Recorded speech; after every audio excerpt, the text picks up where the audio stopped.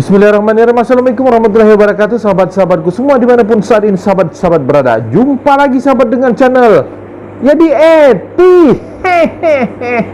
Oke sahabat-sahabatku semua, ini ada sudah nih ini ya, udah ada di samping kanan saya ini E4 dan penjernih air. Kita akan bandingkan untuk ini sama-sama membantu untuk penjernihan air di dalam akuarium kita ya, yang selama ini juga saya gunakan. Saya dulu menggunakannya penjernih air dan sampai sekarang pun kadang-kadang saya masih menggunakannya juga.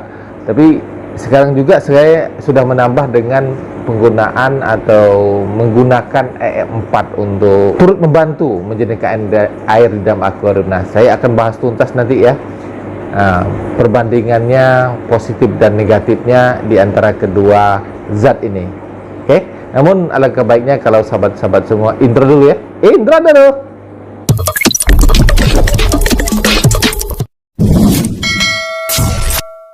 Ini penjernih air ya. Ini penjernih air. Ini sudah banyak kontennya ya, konten saya sebelumnya. Yang lama-lama juga sudah banyak ya.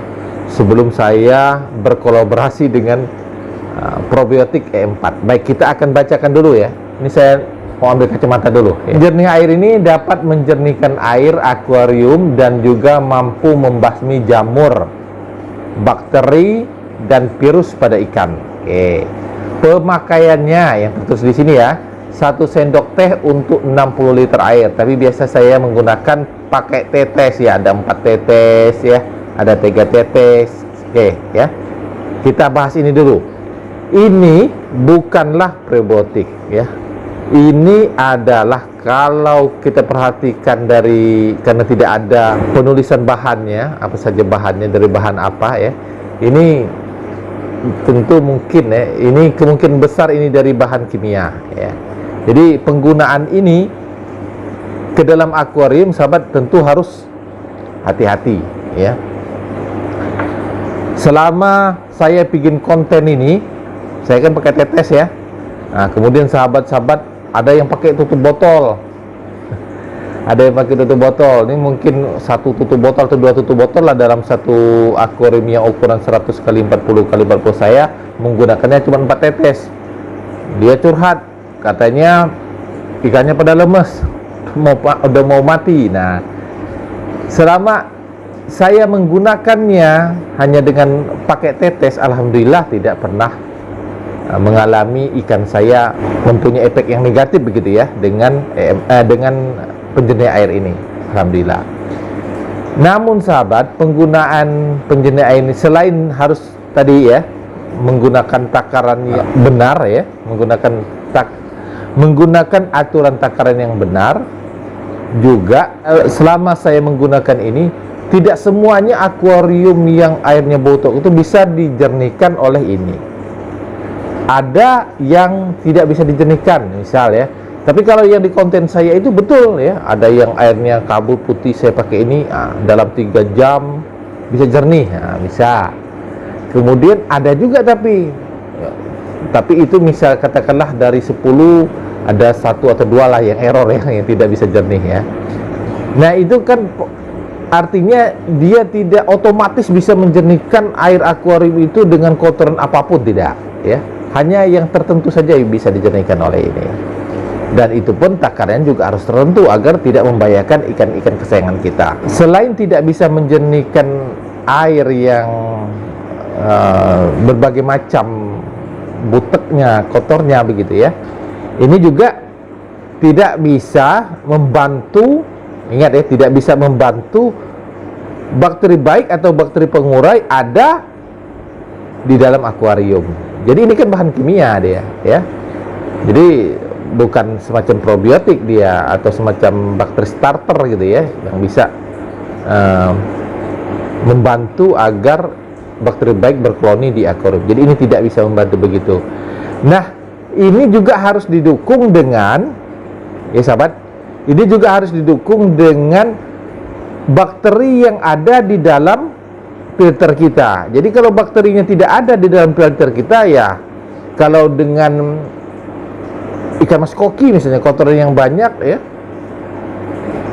tentu tidak bisa juga menjernihkan serta-merta menjernihkan air, karena dia hanya bisa menjernihkan air tadi ya dalam skala tertentu ya, dalam jenis butek atau kotor airnya tertentu, tidak semuanya bisa dijernihkan oleh ini. Nah, kebetulan konten-konten saya itu memang ya masih bisa dijernihkan oleh penjernih air ini. Jadi itu kekurangannya. Dia tidak bisa membantu bakteri pengurai atau bakteri baik ada di dalam akuarium. Jadi bakteri pengurai itu atau bakteri baik itu sudah paling tidak sudah ada sedikit ya di dalam akuarium kita, sehingga proses penjernihan ini bisa berjalan maksimal. Nah, kalau rata-rata yang konten saya itu kan filternya semuanya sudah lama, artinya sudah ada bakteri baiknya di dalam filter, yaitu pakai toples filter waktu itu ya, kapasnya, biobolnya, atau di arak aktifnya, paling tidak sudah ada lah sekian persen bakteri baiknya di situ, sehingga disupport dengan ini, nah, bisa menjernihkan air kinclong ya. Tapi kalau misalnya semuanya baru, nah, belum tentu juga bisa ya, belum tentu. Kalau semua media filter mekanis, biologis maupun kimiawinya baru semua, kemudian akuariumnya baru, belum tentu juga bisa dijernihkan dengan secara kinclong, karena dia tidak bisa membantu agar bakteri baik berkoloni di dalam akuarium. Gitu ya, sahabat ya. Ini penjernih air. Nah, sekarang kita ke nih E4 ya. Sebelumnya saya mengatakan bahwa E4 ini bukan untuk menjernihkan air. Saya tidak mengatakan E4 ini untuk menjernihkan air, tetapi E4 ini bisa membantu menjernihkan air dengan memberikan bakteri baik berkoloni di dalam akuarium. Nah, menjernihkan air di dalam akuarium itu adalah bakteri pengurai tadi, sehingga kalau kita menuangkan E4 ini ke dalam akuarium, berarti kita sudah menyebarkan bakteri baik di dalam akuarium itu. Nah, tinggal bagaimana maksimal enggak bakteri baik itu berkoloni di wadah akuarium kita maupun di filter. Nah, kalau dia maksimal, bakteri baik itu akan bekerja secara efektif. Nah, seperti konten-konten saya yang mengenai E4 kan, kotoran-kotoran ikan, terutama ikan maskoki, ikan komit, habis dilahap oleh bakteri baik ya, bakteri pengurai, sehingga airnya jernih.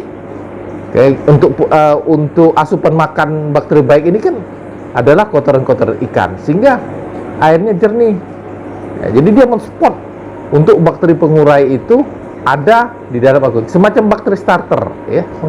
Jadi kita memasukkan bakteri starter, seperti itulah probiotik ini, E4 ini. Ini yang pengalaman saya yang selama ini menggunakan E4. Tetapi ada negatifnya. Sekarang kita baca dulu ya, manfaatnya: memperbaiki mutu air tambak ini, tapi di akuarium juga oke. Ya, sudah saya gunakan soalnya. 2, menguraikan bahan-bahan sisa pakan, kotoran ikan atau udang menjadi senyawa organik bermanfaat. 3, menekan mikroorganisme patogen. Ini yang patogen yang merusak ya, mikroorganisme yang merusak. Kemudian 4, membantu meningkatkan kualitas dan kuantitas produksi ikan atau udang. Nah, ini untuk tambak. Kemudian yang kelima, menekan hama dan penyakit yang ada dalam tambak atau dalam akuarium. Sahabat, ini untuk aturan pakainya, ini aturan pakai untuk tambak ya, bukan untuk akuarium. Nah, tapi yang saya cari-cari referensinya, ini satu tutup botol ini untuk 1000 liter air ya. Kalau untuk akuarium saya yang kira-kira 100 liter ya berarti minim sekali ya. Nah, kalau biasanya saya juga menggunakan setengah tutup botol ini, juga tidak sampai setengah gitu ya. Jadi kalau setengah tutup botol ini biasanya saya gunakan untuk 4,5 tutup botol ini untuk 4 akuarium saya yang ukuran segini ya. Nah, kalau setengah tutup botol boleh juga ya, tapi ya kalau ini kan efektif sekali. Jadi misalnya kita menggunakannya sedikit pun dia sudah oke gitu ya. Nah, jadi kalau saya menggunakan yang akuarium yang 100 kali 40 kali 40 ini, setengah tutup botol saya bagi 4.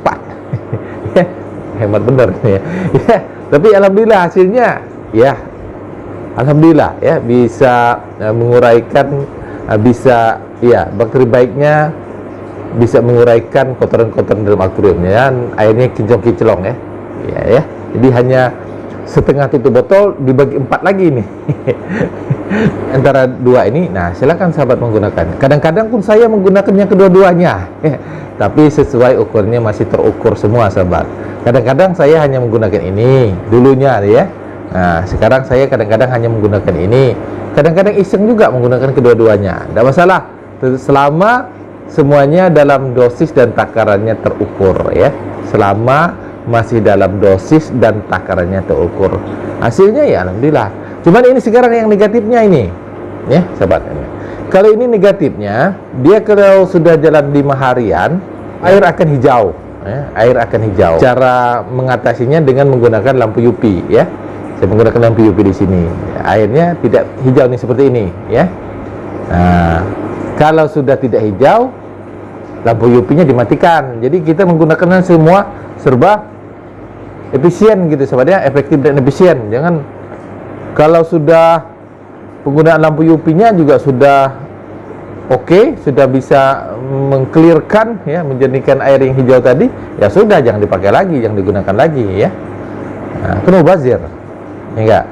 Nah, jadi begitu juga E4. Nah, kalau E4 dari hanya dapat setengah tutup botol dapat dibagi 4, ya udah, yang setengah tutup botol aja ya, boleh saja sih ya, karena itu kan. Jadi penggunaannya ini kalau setengah tutup botol, kalau ini kan bakteri baik ya, tidak masalah, dia makin banyak bakteri baiknya di dalam akuarium. Tapi kalau yang ini kebanyakan, bahaya ini karena zat kimia ya. Jadi begini, kalau ini kebanyakan, misalnya katakanlah kebanyakan takannya lebih lah ya, ya ini probiotik ya, paling-paling airnya nanti cepat hijau nih ya.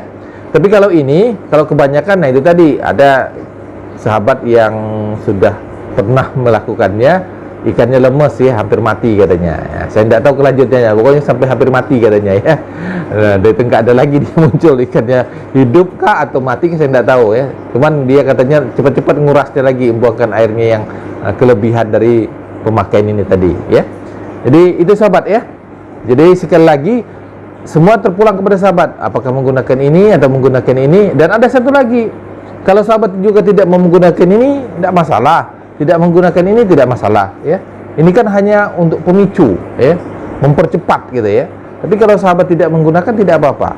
Kita hanya menunggu secara alami betul. Bakteri baiknya bisa ada di dalam filter kita, dalam akuarium kita. Yaitu dalam proses penungguannya sekitar 1 minggu sampai 2 minggu. Baru nanti ada bakteri baiknya. Tanpa yang 2 tadi ya. Jadi hanya dengan kapas, biobol katakan, atau bioring dan arak aktif ya. Kapas hanya dengan kapas, arak aktif, biobol atau bioring. Nah, yang baru semua. Nah, kita tunggu, dan kotoran-kotoran ikan nanti akan menjadi pemicu munculnya bakteri baik di dalam akuarium kita. Nah, kita tunggu sampai 1 minggu, air nanti mulai bening ya. Nah, itu bakteri baiknya sudah mulai muncul, mulai ada, dan pematangan akuariumnya sekitar 2 minggu itu sudah mulai matang deh ya sahabat. Nah, itu secara alami betul ya, tanpa bakteri starter atau tanpa probiotik atau tanpa penjernih air.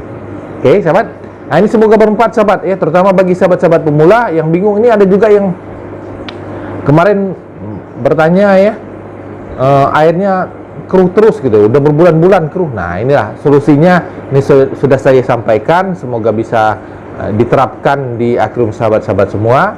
Nah, nanti kalau kurang jelas silakan tanya ya, boleh di kolom komentar YouTube, boleh juga di DM di IG saya ya, di ET.